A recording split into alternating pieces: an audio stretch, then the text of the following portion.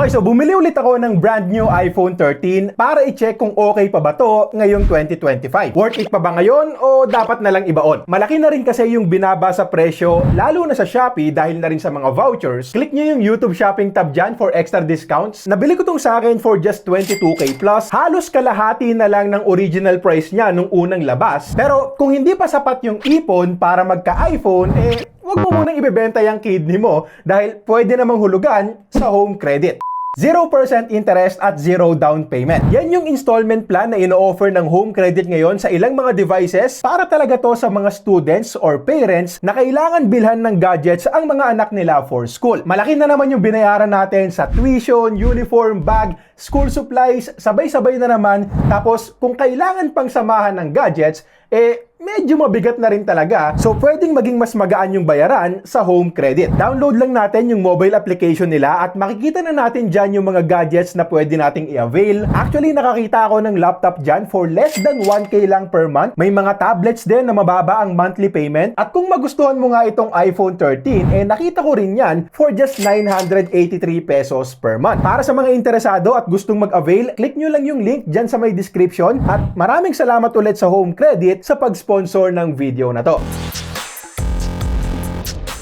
Okay, so una muna natin kamustahin yung build at design. Alam naman natin na flagship phone to noon, so syempre flagship build din at pasado pa rin sa 2025 standard. Sa mga Android phones kasi natin ngayon, under 25,000 pesos, may mga naka IP68 rating na pero hindi pa rin common, may ilang mga naka metal frame pero hindi pa rin lahat. So bihira pa rin yung combo na may glass back, metal frame at full IP68 rating. Tulad ng meron dito sa iPhone 13. In terms of looks naman, well, may mansana sa likod at alam naman natin na dito sa Pinas, basta may Apple logo, ibig sabihin paldo. Kahit ko lang naman yung Gcash mo. Ano sabi niya? Ano daw? Okay lang, bro. Ang halatang outdated design lang dito para sa akin ay itong malaking notch. Hindi pa rin naman siya deal breaker para sa akin kahit hanggang ngayon. Siguro dahil malaki din naman yung dynamic island ng 16 Pro Max. So overall, para sa akin, panalo pa rin yung build at design hanggang ngayon. Kamusta naman yung display? Halo Kung usapang watching contents lang din naman kasi, panalo pa rin. Ganda ng picture quality, tingkad ng kulay, OLED panel na rin kasi, unlike sa iPhone 11 na LCD pa. Kaya andyan din yung excellent contrast ratio and yung deep blacks talaga. One time nga nung nanonood ako sa Netflix, bigla na lang sobrang dilim talaga. Nakatulog na pala ako. Pagkagising naman, maaraw na, bibili ng pandesal, visible display din, okay pa rin yung brightness natin dito at usually nasa 30 to 40% lang din kapag indoors ko ginagamit. Also, sa mga may gusto ng compact phones, pasok din to. 6.1 inches lang, mas komportable, mas madaling abutin, yung mga dulo-dulo sa screen, mas madaling mag-type. At speaking of pagta-type, solid din yung haptic feedback tulad lang din sa karamihan ng mga iPhones. Kailangan pa nga lang natin yung i-turn on sa settings dahil naka-off by default. Side bezels naman hindi rin makapal. Nasabi ko rin kanina na okay lang din naman sa akin yung notch. By the way, yung Face ID dyan, sobrang convenient, lalo na sa mga banking apps. Papakita ko lang yung mukha ko, nakakapag-transfer na. Sobrang dali lang. Minsan nga gumigising na lang ako, may mga transfers na. So kahit natulog ako, may mga transfers na. Kahit tulog ako, may nagtatransfer ng pera. So ang isang marereklamo ko na lang din sa display nito hanggang ngayon ay yung 60Hz na screen refresh rate. Ito yung isang bagay na medyo mahirap nang lunukin sa panahon ngayon, lalo na kung pansin mo rin yung difference ng 60 versus 120Hz. Pero may mga tao pa rin naman na walang paki dyan. Yung base iPhone 16 kasi, di ba, 60Hz lang din naman, pero marami pa rin bumili, so depende pa rin talaga sa tao. Now, kahit na hindi ganong kasmooth tignan ang 60Hz, bawing-bawi naman to pagdating sa mismong processing performance. Hindi pa rin papatalo tong A15 Bionic chip ngayong 2025. Kahit pa ikumpara sa mga bagong Android phones under 25k, makikipagsabayan pa rin. Nung gamit ko to, smart SIM card yung nilagay ko. eSIM na rin and goods yung signal. Wala kasing 5G sa lugar namin, tapos lagi pang binabaha. Baka may nagbebenta nga pala ng kondo sa inyo ha. Yung high quality, SPay later? Sa mga mahilig naman sa benchmarks, more than 1 million points pa rin yung Antutu score. Hindi yan yung pinakamataas pero in real life usage, solid na solid pa rin. Sure, karamihan sa mga apps na gamit ko magagaan lang din naman at kayang i-run ng karamihan sa mga phones sa ganitong presyo, pero karamihan naman sa atin ganun lang din yung paggamit. Konting social media, Netflix, tingin ng abubot sa Shopee, ML bago matulog, minsan nga ML habang tulog. Joke lang. Meron ba? Defeat.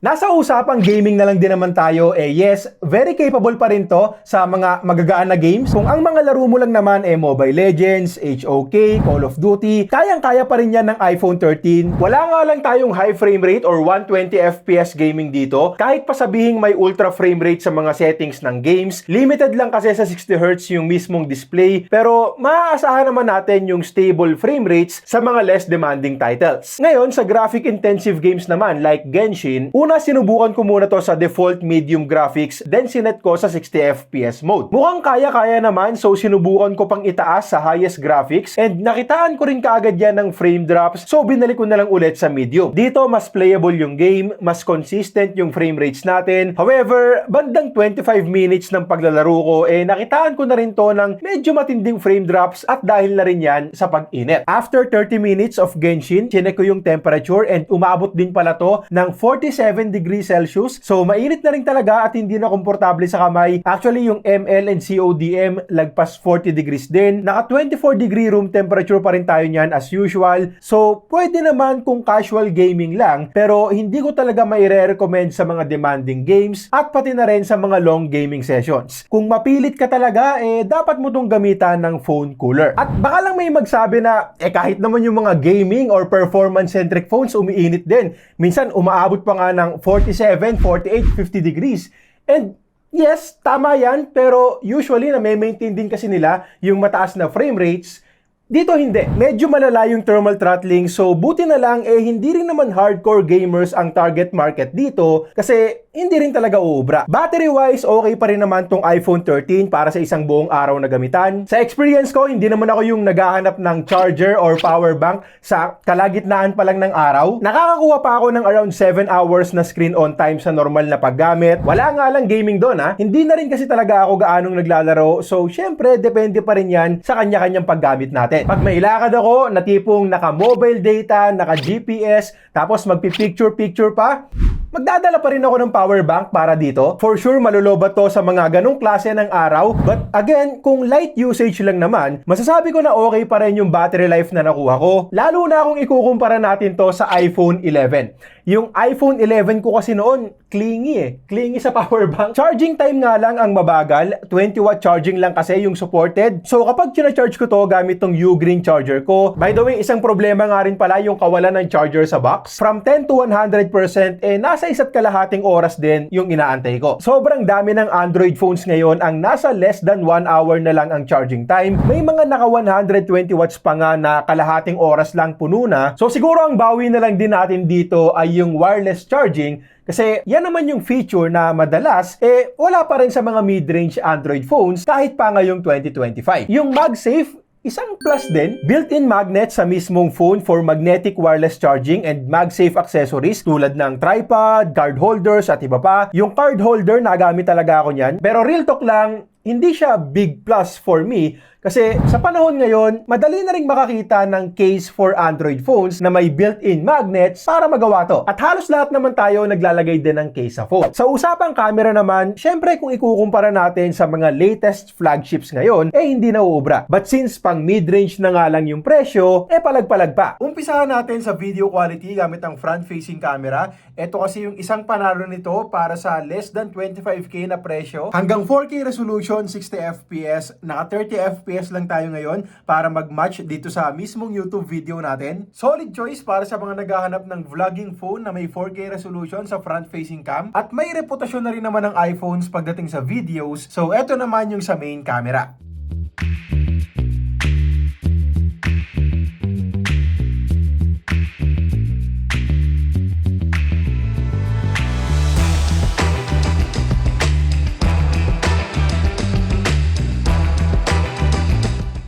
Pasensya na kung karamihan sa mga photos na nakuha ko ngayon ay indoors lang. Sinubukan ko naman kaso araw-araw talagang maulan itong nakaraan. Pero eto, makikita rin naman natin dito na may laban pa rin talaga yung camera ng iPhone 13. Good colors, detailed, at eto na rin yung ilan sa mga shots na nakuha namin last year para sa mas marami pang samples.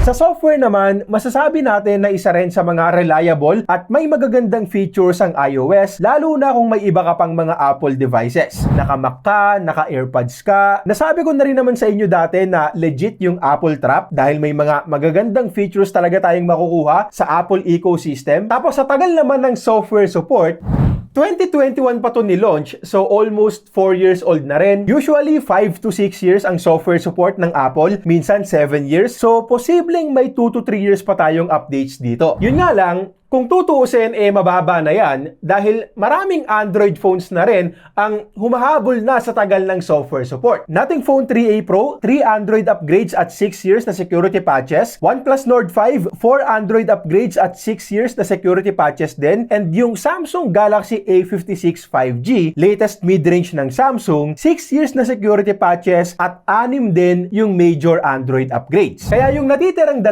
hanggang 3 taon na updates dito, hindi na rin matagal. Okay, so usually, listed na lang to sa Shopee for less than 25k. 22k plus ko na nga lang nabili itong sa akin. Brand new yan. Click nyo lang yung YouTube Shopping tab kung interesado kayo. At kung tatanungin ako kung sulit pa sa ganyang presyo, depende sa tao. May ilang mga cons na rin kasing dapat tanggapin kapag pinili mo to. Una, 128 gig storage lang yung base model. So, malamang yan magtitipid ka sa storage or magba-backup ka pa kapag napupuno na. Medyo mabagal yung charging speed kumpara sa iba. Tapos, naka-lightning port pa nga pala. Most probably, karamihan sa mga devices mo ngayon, naka-Type-C na. So, namumukod tangi pa yung kable mo para dito. Software support, limited na lang din sa 2 to 3 years. And isa pa nga rin, yung 60Hz na screen refresh rate. Ngayon, kung kaya mong tanggapin yung mga yan at gusto mo talagang magka-iPhone, para sa akin, eto yung magandang pang-umpisa.